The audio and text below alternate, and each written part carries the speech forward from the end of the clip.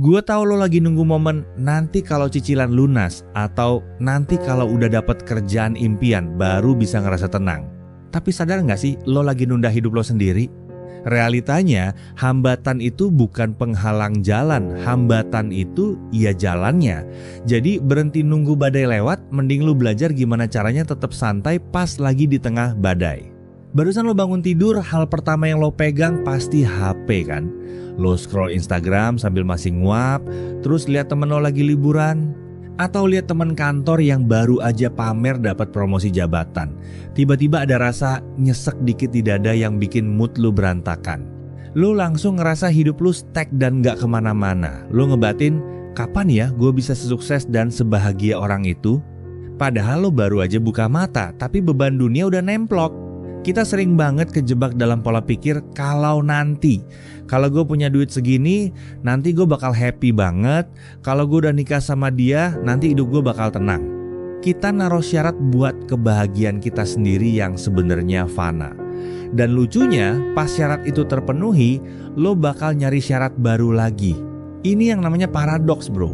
Kita ngejar bahagia tapi malah dapet capeknya doang. Bayangin lo lagi ngejar bayangan lo sendiri di siang bolong. Makin kencang lo lari, makin jauh bayangan itu narik lo. Karena lo nganggep bahagia itu ada di depan sana, di masa depan. Padahal masa depan itu nggak pernah bener-bener ada, cuma proyeksi pikiran. Ada obrolan menarik dari orang-orang bijak zaman dulu, kaum stoik namanya. Mereka nggak ngajarin lo cara jadi kaya atau cara cepat sukses. Mereka malah ngajarin cara buat tetap waras pas hidup lagi kacau. Menurut mereka, masalah itu bakal selalu ada sampai lo mati nanti. Jadi, kalau nunggu masalah hilang baru mau bahagia, ya wassalam. Coba deh lo lihat sekitar lo sekarang.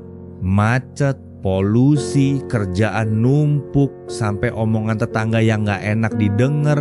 Semua itu hal-hal yang ada di luar kendali lo kan. Tapi anehnya, kita sering banget marah-marah gara-gara hal yang gak bisa kita atur.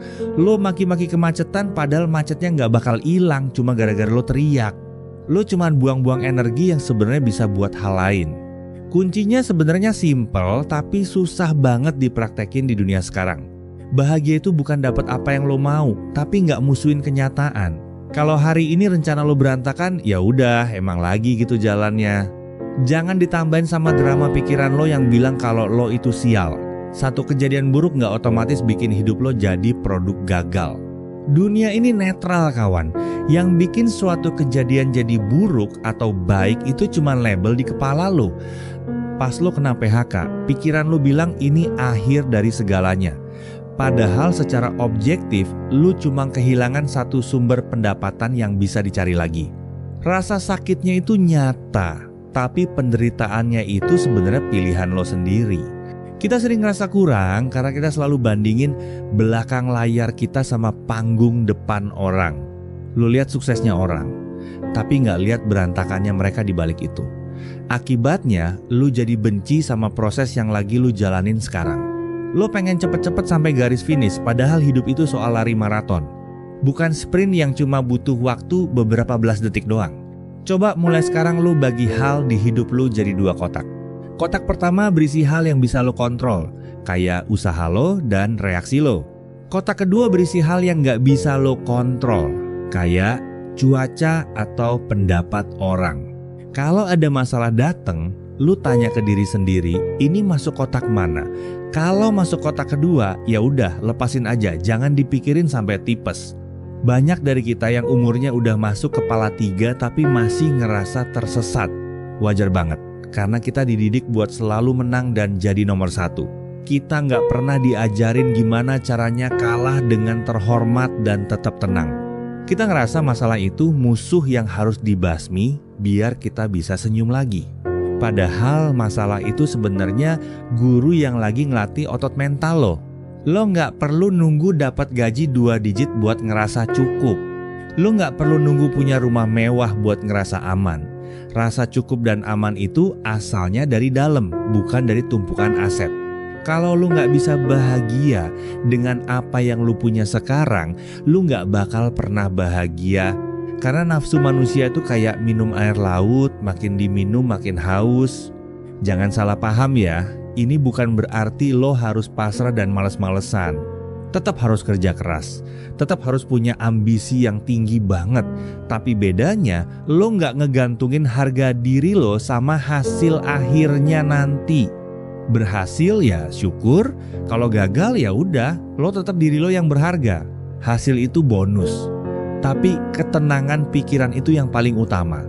Seringkali kita itu menderita lebih banyak di dalam imajinasi daripada di kenyataan. Lo takut besok bakal dipecat, padahal suratnya aja belum keluar dari meja bos. Lo takut dia bakal selingkuh, padahal dia lagi tidur nyenyak di samping lo. Nyiksa diri kita sendiri pakai skenario-skenario horor yang belum tentu kejadian. Capek banget kan kalau hidup lo cuma buat ngelawan hantu di kepala? Jadi mulai besok pas lo bangun, coba jangan langsung buka sosmed dulu. Duduk bentar, rasain nafas lo dan sadari kalau lo masih hidup hari ini. Terima kalau hari ini mungkin bakal ada masalah yang datang nyamperin lo. Bilang sama diri sendiri, oke, masalah silakan datang, tapi lo gak punya izin buat ngerusak mood gue. Itu yang namanya berkuasa penuh atas diri lo sendiri. Hidup yang bermakna itu bukan hidup yang isinya cuma ketawa ketiwi doang. Hidup yang bermakna itu pas lo bisa tetap berdiri tegak meskipun lagi dihantam badai. Pas lo bisa tetap baik sama orang meskipun lo lagi dikhianatin habis-habisan. Disitulah letak kebahagiaan sejati yang gak bakal bisa dicuri sama siapapun. Karena kuncinya lo pegang sendiri, gak lo kasih ke orang lain atau keadaan. Hambatan itu bukan penghalang jalan, tapi hambatan itu emang bagian dari perjalanannya. Ibarat lo main game, kalau nggak ada musuhnya, lo pasti bosen banget kan? Masalah itu yang bikin cerita hidup lo jadi seru buat diceritain nanti pas tua. Jadi nikmatin aja pahit manisnya, jangan pilih manisnya doang, karena pahit itu yang bikin lo kuat. Berhenti nunggu momen yang sempurna buat ngerasa puas sama hidup lo sendiri. Momen itu ya sekarang ini, pas lo lagi dengerin narasi ini sambil mungkin lagi rebahan. Nggak ada yang perlu diubah dari dunia ini biar lo bisa ngerasa tenang. Yang perlu diubah cuma cara lo mandang dunia yang emang udah berantakan dari sananya. Tetap santai, tetap waras, karena masalah lo nggak bakal kemana-mana kalau cuma lo tangisin. Kalau semua masalah lo hilang besok pagi, apa lo beneran yakin bakal jadi orang yang lebih baik dari sekarang?